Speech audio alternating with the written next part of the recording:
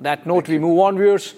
A recent US intelligence report has exposed major discrepancies in Pakistan's claims on nuclear arsenal post-Operation Sindoor. In fact, the report is post-Operation Sindoor, but it analyzes threats to United States, and in doing so, mentions how Pakistan has been beefing up its nuclear arsenal, particularly those tactical smaller weapons which can be dangerously used at a lower threshold. The United States Defense Intelligence Agency's 2025 Worldwide Threat Assessment highlights Pakistan's ongoing modernization of its nuclear arsenal and indicates that Pakistan is likely to obtain weapons of mass destruction related materials from foreign suppliers, primarily Chinese, with some goods transshipped through various countries, including UAE and Singapore and Hong Kong. Let's look at those details and come back on the other side with a conversation with India's former Foreign Secretary, Kanwal Sibal.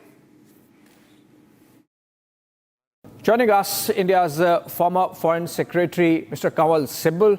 Thank you so much, sir, for joining us from London. And this information that has come out, which is a threat assessment by Pentagon about on United States security situation. On Pakistan, it clearly mentions that Pakistan looks at tackling their India threat with the use and beefing up of, if not use, but beefing up of their tactical nuclear weapon arsenal. How would you see that, sir? Another round of nuclear blackmail from Pakistan? Well, this is an old story, Abhishek. This is nothing new. Pakistan has been developing tactical nuclear weapons. In fact, even threatening their use precisely to offset India's superior conventional advantage. The point here is that what does the United States intend to do about this? Okay, you issue a report like this, and you also say the channels they're using, Hong Kong, UAE, or whatever else, and they seem to adopt a pretty neutral attitude, as if it is normal for Pakistan to develop tactical nuclear weapons, because these are meant for use, unlike the strategic weapons, which are only intended to be used if there is really an existential threat to a country. Right. But tactical nuclear weapons are battlefield weapons. And the United States and NATO are very sensitive to Russia having developed tactical nuclear weapons and the threat that they have been propagating about Russia's willingness to use these tactical nuclear weapons, etc., etc. Right. Now, you see the absurdity in this. On the one hand, we know that the United States, along with China, helped Pakistan develop its initial nuclear capability. And if they're developing tactical nuclear weapons, where is the help coming from? And what is the United States doing to block the channels from where they're getting all this material and know-how and everything else clandestinely? Yeah. The United States is very strongly positioned in, for example, UAE. Right. Now, point is that you can make reports like this, but at the same time, you don't want to declare Pakistan the aggressor, you don't want to declare it a terrorist state, and you also help in getting Pakistan access to a billion, $2 billion of IMF bailout. Yeah. I mean, this is the point of pressure that they should use. That if you're going to use the bailout money that we are giving you to develop your nuclear capabilities, Yeah. Which are a danger to stability, not only in the South Asian context, in the subcontinental context, but in a regional and wider context, because no one has until today used tactical nuclear weapons. So you think what is the United States?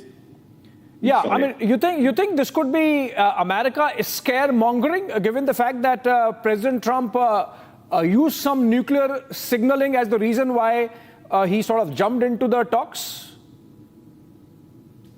I think, from my own experience, things of course change, I must admit, but from my own experience in the service, the United States has always batted for strategic stability in the subcontinent. That is, build up Pakistan to a point where India cannot be entirely dominant and can pose a serious threat to Pakistan, that Pakistan should have the ability to counter India. And that's why they produce these reports without any judgment and without any steps they intend to take to try and suppress these ambitions, nuclear ambitions of Pakistan. And the fact that China is there to support Pakistan, so what is the United States doing about that? Yeah. And all this ultimately has relevance to the entire Indo-Pacific concept. Right. If you want security and everything else in the Indo-Pacific, and India and United States are partners, the threat is not only from China, threat is also from Pakistan and the China-Pakistan nexus. Absolutely. So Pakistan building up its nuclear capacity against India is in fact a regional threat. It's an Indo-Pacific threat. Absolutely, sir. So instead of just mentioning it in their threat assessment report, they should be doing something about it. The Americans should be doing something exactly. about it. And at least share with us what they intend to do. Absolutely. I'm very doubtful if they have shared anything with us.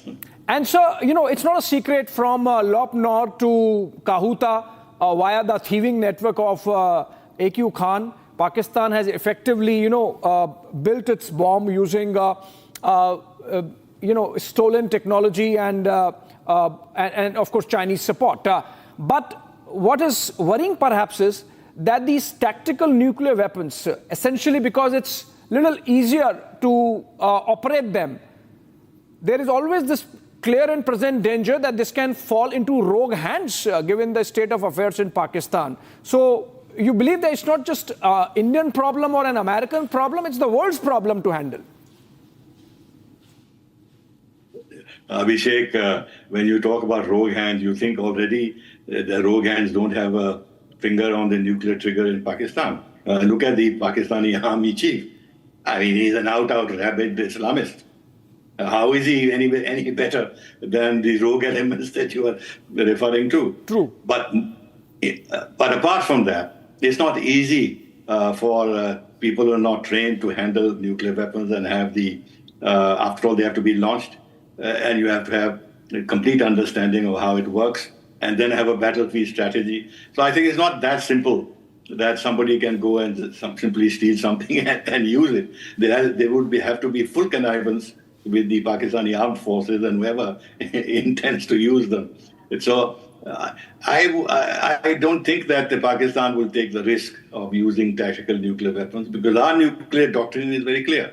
That whatever the Pakistani use by way of nuclear weapons, tactical or otherwise, will be responded to with a massive nuclear strike. Right. Now, if Pakistan is on a suicide mission, then it's a different matter. Yeah, and in the recent past, from Uri to Pulwama and from Pulwama to Pahalgam, I think India has made a statement that below the nuclear threshold, we can still exercise military and kinetic options and to lethal effect, as can be seen from the taking down of terror infrastructure in this round during Operation Sindoor. Thank you so much, Mr. Sibal, for joining us with that perspective on this threat assessment report of the United States, which sort of scaremongers on Pakistan's use of nuclear weapons below the strategic threshold. Thank you so much.